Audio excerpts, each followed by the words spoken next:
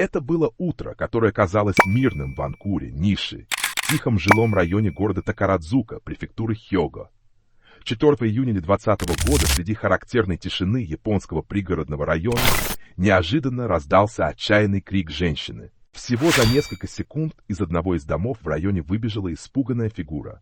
Женщина в панике остановилась перед дверью дома и попыталась найти помощь. Соседи в шоке сразу же нажали на кнопку экстренного вызова. Когда хозяин дома вышел, сцена перед ним заставила его опешить. Женщина стояла неподвижно, ее лицо было бледным от боли, а длинная стрела прошла через ухо, из которого непрерывно текла кровь. Немедля, они сразу же позвонили в органы, что стало началом беспрецедентного расследования в истории мирного города. Кто же это был? Кто так жестоко расправился с помощью такого оружия? Является ли это случайной атакой? Или за этим скрывается тщательно продуманный заговор? Через несколько минут на место происшествия прибыли полиция и спасатели. Жертва была идентифицирована как Юрия, 49 лет. Несмотря на сильную боль, перед тем, как ее погрузили в машину скорой помощи, она все-таки попыталась поднять руку и указать в сторону дома, из которого только что выбежала. Не в силах произнести ни слова, кажется, что Юрия пыталась передать важное сообщение. Заподозрив что-то неладное, полиция немедленно вошла в дом. Но то, что они увидели внутри, было еще более ужасным, чем они могли себе представить. В гостиной полиция обнаружила тела двух женщин, лежащих без движения, обе стрелами, пронзившими их головы. Близ ванной комнаты был найден молодой человек в критическом состоянии с 2 стрелами в теле. Несмотря на то, что его немедленно отвезли в больницу, он не выжил из-за сильной потери крови. Оружие преступления – это специализированный арбалет, найденный прямо на месте происшествия. Это редкий вид оружия в случаях убийств, который обычно встречается только в кино, с силой, способной пробить автомобильную дверь на расстоянии 100 метров. Использование такого опасного оружия для совершения преступления в жилом районе сделало этот случай особенно серьезным. К счастью, арбалет и показания Юрия, 49 лет, тети преступника, помогли полиции быстро арестовать подозреваемого. Преступник был идентифицирован как Ноцу Хидеаки, 23 года, сын одного из пострадавших. Когда его арестовали рядом с местом происшествия, Хидеаки не оказал сопротивления и не пытался убежать, а просто молча смотрел в сторону дома, где только что произошла трагедия. Жертвами стали бабушка Есимия, 75 лет, мать Майюми, 47 лет, и младший брат Хидеюки, 22 года. Единственная выжившая Юрия, сестра матери преступника, которая не была дома в момент происшествия. Результаты вскрытия показали, что бабушка и мать скончались от внутреннего кровоизлияния, в то время как младший брат погиб от острой кровопотери из-за ран, полученных от стрел. То, что все жертвы были поражены стрелами в голову, полностью исключает возможность несчастного случая. Мотив убийства Хидеаки был слишком очевиден. Убийство быстро потрясло общественность Японии. Однако самый главный вопрос оставался. Почему человек мог так безжалостно убить свою собственную семью? После ареста Хидеаки хладнокровно признал всю свою вину, заявив, что он ненавидел свою семью и убил их, чтобы отомстить. Он даже специально позвал тетю Юрию в дом с намерением убить ее. Однако отражает ли это признание всю правду, или это лишь верхушка айсберга более глубокой истории? Для того, чтобы найти ответ, необходимо пересмотреть жизнь и отношения Хидеаки. До происшествия он жил с бабушкой Есими и младшим братом Хидеюки, в то время как его мать Майюми переехала после развода 2 года назад. Жизнь Хидеаки начала рушиться после того, как его исключили из университета в Кобе за неуплату обучения. Уведомления об этом были отправлены на адрес матери, поэтому семья ничего не знала. С самого детства Хидеаки проявлял замкнутый характер. Ему было трудно находить общий язык с людьми.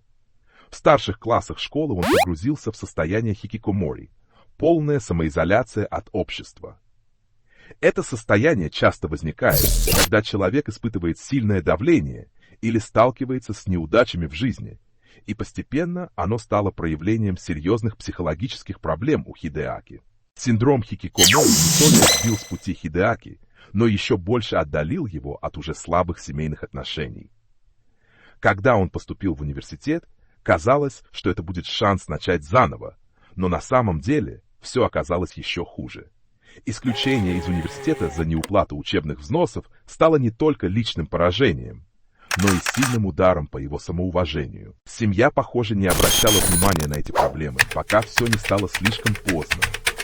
Разочарование матери, госпожи Майюми, вероятно, еще больше заставило Хидеаки чувствовать себя обузой, бесполезным человеком в глазах окружающих. Один из интересных моментов в деле – это то, что Хидеюки, младший брат Хидеаки, получил 2 стрелы в голову, в то время как бабушка Ясими и мать Майюми – только одну. Это вызывает подозрение относительно особой вражды, которую убийца питал к своему младшему брату. Чтобы понять истоки этой ненависти, необходимо обратить внимание на отношения между двумя братьями. Хидеаки и Хидеюки различаются всего на 1 год. С детства Хидеюки часто сравнивали с его старшим братом. Оба занимались карате, но, по словам их тренера, они часто ссорились в зале с тех пор, как учились в начальной школе. Сначала Хидеаки немного превосходил, но Хидеюки быстро стал делать значительные успехи. Хидеюки участвовал в соревнованиях и проявил выдающиеся таланты, в то время как Хидеаки постепенно оставался в тени. Сравнения касались не только боевых искусств, но и учебных успехов, отношений с окружающими и характера. Хидеюки был любим всеми за свою доброту и трудолюбие. Он совмещал учебу с работой, чтобы поддерживать свою трудную жизнь. После окончания средней школы Хидеюки поступил в колледж архитектуры в Киото. Всего несколько месяцев до того, как произошел инцидент, он получил диплом архитектора 2-го уровня и сертификат по дизайну интерьеров, а также осуществил свою мечту, работая в крупной строительной компании. Напротив, соседи описывали Хидеаки как молчаливого молодого человека, который часто совершал импульсивные действия, такие как разбивание предметов в гневе, и всегда избегал общения. Различия в жизни двух братьев под одной крышей создавали большое давление. Беспомощность и недовольство заставляли Хидеаки все больше ненавидеть своего младшего брата. Он говорил своим друзьям и тренеру по карате, что ненавидит Хидеюки. Бабушка Ясими и тетя Юри беспокоились, видя, как Хидеаки все больше погружается в негативный образ жизни. Вместо того, чтобы почувствовать любовь, Хидеаки ощущал лишь отвращение, что привело к этой трагичной истории. Хотя семейные конфликты отчасти объясняют трагедию, ужасная правда заключается в том, что преступление было заранее спланировано, с холодной жестокостью. Хидеаки готовился к этому жестокому действию в течение нескольких месяцев. Конкретно с января 2020 года, почти за 5 месяцев до трагедии, он заказал арбалет через интернет.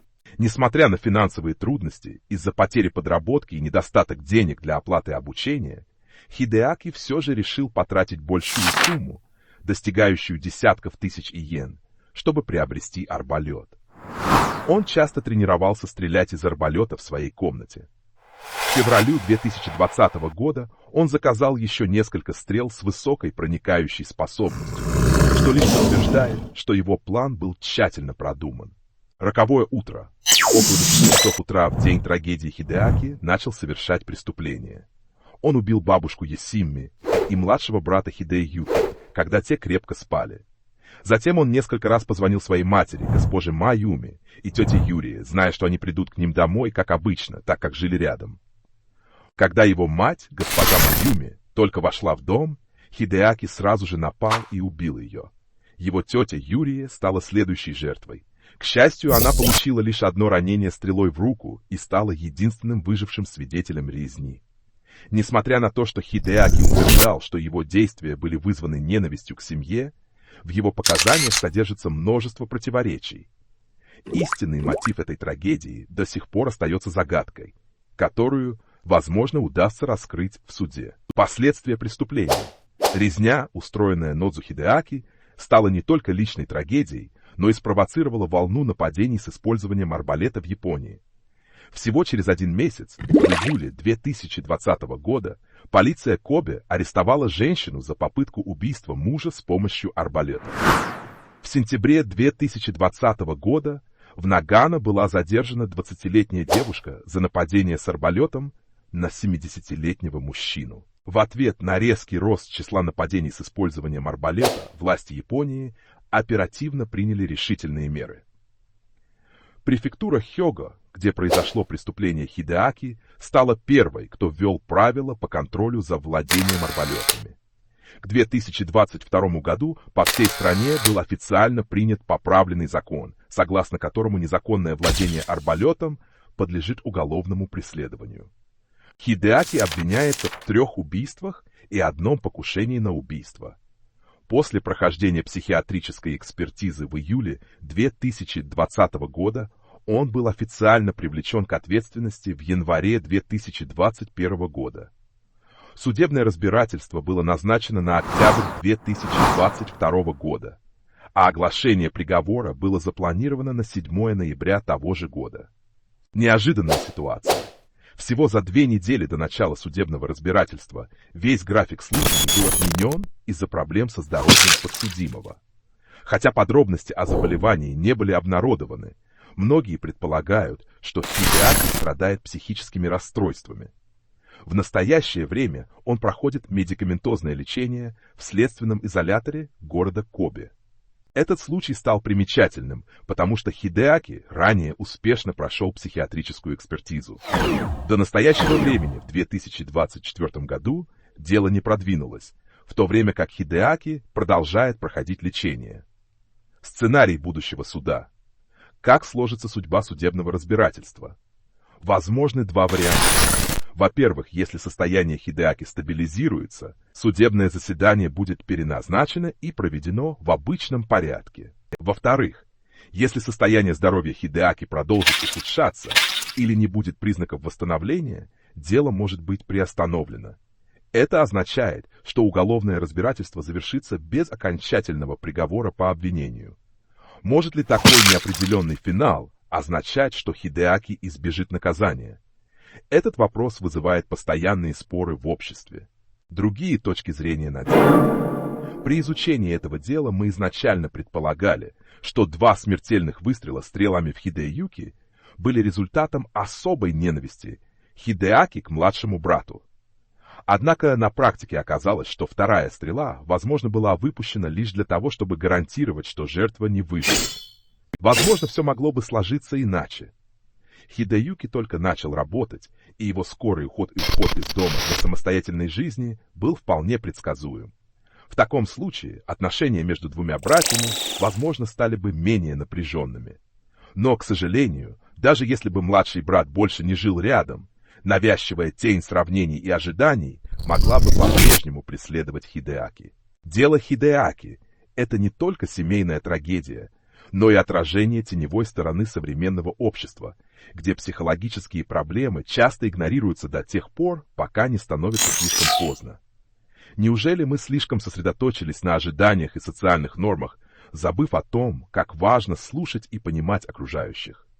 Трагедия Хидэаки может начаться с того, что кажется незначительным, как взгляд сравнения, случайные слова или безразличие, молчание.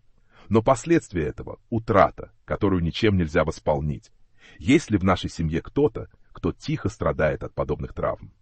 Сообщение для будущего. Что мы можем сделать, чтобы предотвратить такие трагедии? Поделитесь своими мыслями в комментариях ниже. Спасибо, что следите за нами. Не забудьте поставить лайк и подписаться на канал, чтобы быть в курсе самых новых дел. До свидания и до новых встреч.